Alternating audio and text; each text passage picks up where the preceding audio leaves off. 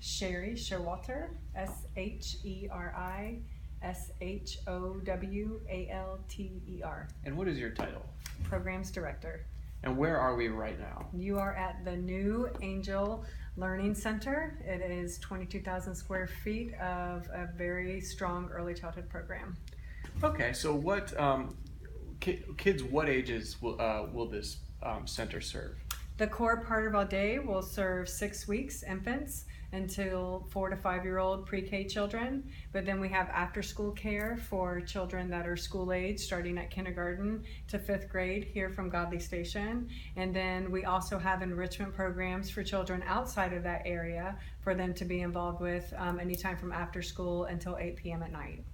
And I'm still new to the area. Godly Station, is that a school? That's a school that is right up. It's 5 minutes located from us, but it is strong in the community, and they needed some after-school programs as well. So we are now offering that to parents, and then parents who work at Gulfstream as well, and some of our local businesses who are searching out some of these enrichment programs for their children. Okay, so Godly Station's an elementary school. Yes. And but you're also offering these services to children in the community, both in Pooler and Savannah. So we want to know that we are conveniently located between both Savannah and Pooler so that we are able to provide different enrichments to large areas for children.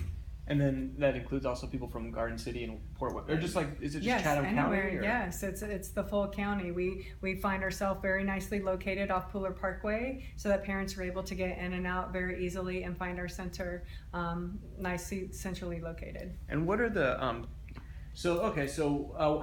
what, is this all year that this is going to be? Year-round program, yes sir. We realize that not every parent has a luxury of ending work every holiday, that some do have to work, just as our military families in the area or some businesses that work straight through holidays. And we are here for the parents in the community as well as the children, so they have somewhere that they can keep their children safe all during the holidays. So we really only close for Christmas and for New Year's Day, and the rest of the time the program is open, so parents have a place to bring their children. Yeah, and so tell me about some of the specific programs. I see there's different classrooms, there's a kitchen. So for each of the age levels we have, from infants all the way to 4 and 5 year olds, there's 2 classrooms per each age level. And we have all the classrooms age appropriate for the teachers, for the supplemental educational supplies, and for their actually hands-on toys. But as well as the programs that we have after school, there's a STEM laboratory that encourages science, technology, engineering, and mathematics. We have an outdoor interactive ecosystem, so trees to climb on, animals to be able to interact with.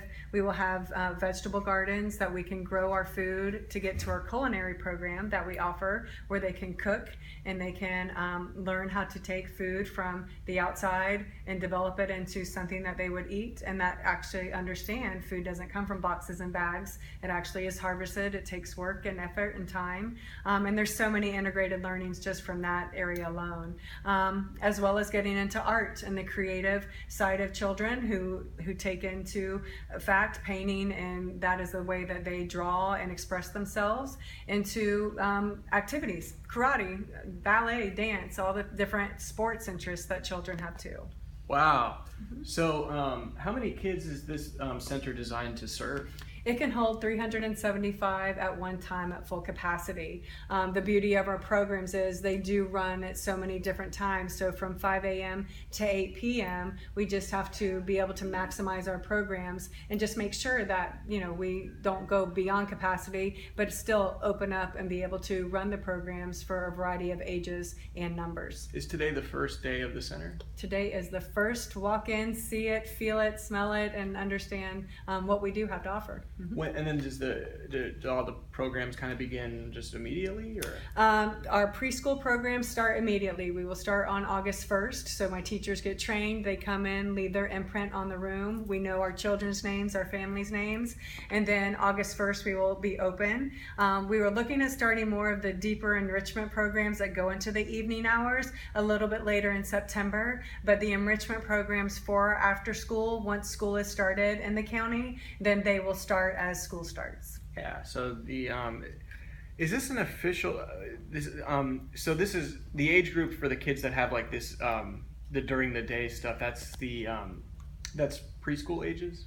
That's preschool ages. So we have the infants all the way to 5-year-olds. We have a curriculum that we run. And so the teachers have purposeful learning for the children to interact through their day. We have the belief that a child should be happy when they're left. Even though there is stages of separation anxiety, they should love learning. And if they don't love learning or they're not happy, they should be unhappy when they're not here, because we've made it that much of a integrative, important day for them. My teachers understand what they learn, and the children just think they play. And then we've merged the best of two worlds, that they're learning, we're developing their brains, but yet they feel good and safe, and then go home to mom and dad happy. Okay, just a few more questions. Is this technically a preschool in addition to all the after-school services? They're early learning, yes, sir. It's just Early Learning Academy. Different places have the ability to call themselves a child care center or early learning facility. We wanted parents in the community to understand you can have high expectations for early childhood. It is an important time for learning, and so thus it must be in the name. So if they are learning here, they are growing what is our future, their future success in school, future success as people, and that we have taught them and developed and planted all the seeds necessary for that learning to sprout as they have grow into their schools. When we just talked about the programs, you talked about like the garden and all that stuff. Now, is this something that's for all age groups, or is that only? What is age appropriate? So we obviously can't get our infants that down and dirty, but we definitely would start with some of our youngest toddlers, even if it's something as watering the plants and watching them grow, that they have a part to play in what functions here at school. And so every avenue, whether it be through the science-oriented or the culinary cooking and the gardens, that every age, basically starting at 2 is when they get really more into it, into our preschool, into our school age. If you stepped on the premises, you have a part to play in it.